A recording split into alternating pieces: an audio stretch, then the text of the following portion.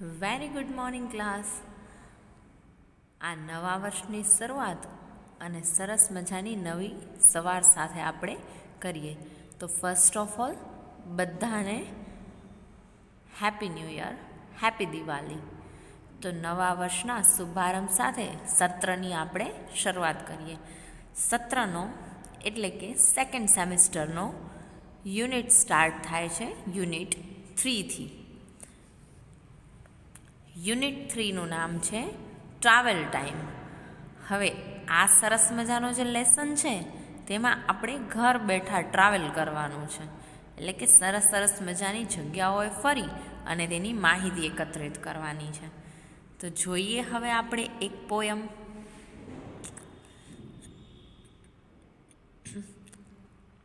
Activity 1. નીચેનું કાવ્ય સાંભળો, દોહરાવો અને ગાઓ. આ ગાનની પ્રવૃત્તિ તમારે ઘરે કરવાની છે. અત્યારે હું તમને આ પોયમ રિસાઇટ કરીને સંભળાવીશ.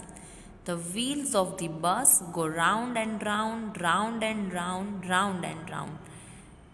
બસ છે, બસ તો બધાને ખબર જ છે, જેમાં બધાએ સફર કરેલી છે. તે બસના પૈડા છે, વ્હીલ્સ એટલે પૈડા, તે ગોળ છે. Round and round, round and round, round and round. The people on the bus go up and down, up and down, up and down. એટલે કે આ બસમાં બેઠેલા જે લોકો છે તે બસ જ્યારે ચાલી રહી છે ત્યારે અપ એન્ડ ડાઉન એટલે કે ઊંચા નીચા થઈ રહ્યા છે. કેમ કે બસ ચાલતી હોય ત્યારે મુમેન્ટમાં હોય અને મુમેન્ટમાં લોકો ઉપર નીચે થઈ રહ્યા છે. The doors on the bus go open and shut, open and shut, open and shut.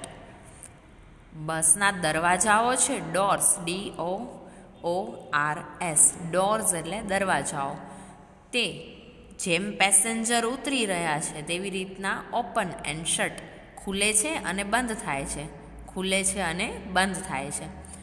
The horn on the bus goes beep beep beep, beep beep beep, beep beep beep. બસનું જે હોર્ન છે, ભોંપું જે આપણે કહીએ છીએ, તે વાગી રહ્યું છે, બીપ બીપ બીપ, તેનો અવાજ આવી રહ્યો છે. The baby on the bus says વાહ વાહ વાહ, વાહ વાહ વાહ, વાહ વાહ વાહ. બસમાં બેઠેલું જે બેબી છે તે વાહ વાહ વાહ કરી રહ્યું છે. The mummy on the bus says shh shh shh shh shh shh. Mummy જે બસમાં બેઠી છે તે તેને ચૂપ કરાવી રહી છે કે અવાજ ના કરીશ, નો સાઉન્ડ કરી રહી છે. તો મિત્રો, બધાને આ કાવ્યમાં ખૂબ મજા આવી હશે. હવે આ કાવ્યને તમે ક્યાંક તમારા મિત્રો પાસેથી, તમારા મમ્મી પપ્પા પાસેથી સાંભળજો અને તમે પણ તેને ગાવાની કોશિશ કરજો. તો ગાવામાં તો આ કાવ્ય ખૂબ જ મજા પડે એવી છે. એના પછીની એક્ટિવિટી આપણે જોઈએ 2A. એક્ટિવિટી 2Aમાં ચિત્ર જોઈને સ્થળોના નામ લખવાના છે. તો પહેલું ચિત્ર તમને શેનું દેખાઈ રહ્યું છે? જો થોડુંક તમને ધ્યાન પડતું હોય તો અહીંયા સ્ટ્રેચરમાં બે માણસોને લઈ જાય છે, આ એમ્બ્યુલન્સ ઊભી છે, અહીંયા દર્દીને લઈને કોઈ આવી રહ્યું છે હોસ્પિટલમાં. તો હવે આવું ચિત્ર શેનું હોઈ શકે? જો કે હું બોલી જ ગઈ છું. હા, આ ચિત્ર છે હોસ્પિટલનું. તો આપણે લખીશું HOSPITAL, હોસ્પિટલ.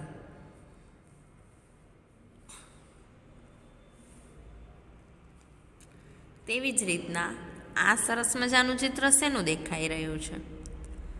જો તમને ધ્યાન પડે તો અહીંયા સરસ મજાના ટ્રીઝ છે, અહીંયા એક ફાઉન્ટેન છે, અહીંયા ગ્રાસ છે.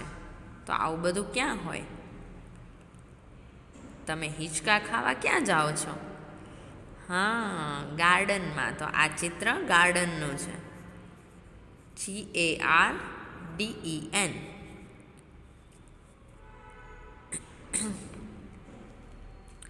તેવી જ રીતના આ ચિત્ર તમને શેનું દેખાઈ રહ્યું છે? અહીંયા એક વ્યક્તિ બેઠેલો છે, બારે એક ડબ્બો છે, ઝાડ છે અને એક સરસ મજાનું બિલ્ડિંગ છે. તો આ ચિત્ર તમને શેનું લાગી રહ્યું છે?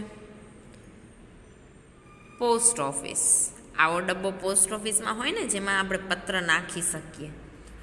તો લખો POST, પોસ્ટ, OFFICE, ઓફિસ.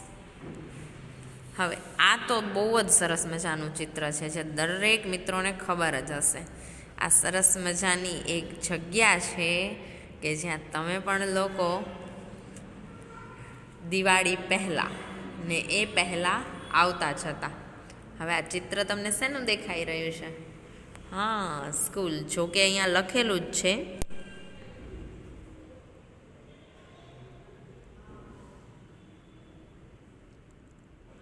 અભિનય સ્કૂલ, જેમ આપણી છે માં આશાપુરા સ્કૂલ.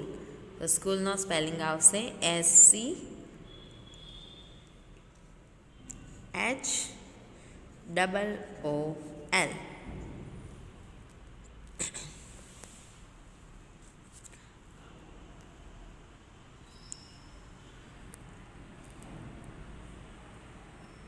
તો મિત્રો, નેક્સ્ટ વિડીયોમાં આપણે આ એક્ટિવિટી 2B જોવા જશું. તો આ એક્ટિવિટી તમને સરસ રીતે સમજાઈ ચૂકી હશે, જેમાં એક સરસ મજાનું કાવ્ય આપણે જોયું અને ચિત્રો પરથી સ્થળોના નામ લખ્યા. તો હવે આગળની એક્ટિવિટી જોઈએ.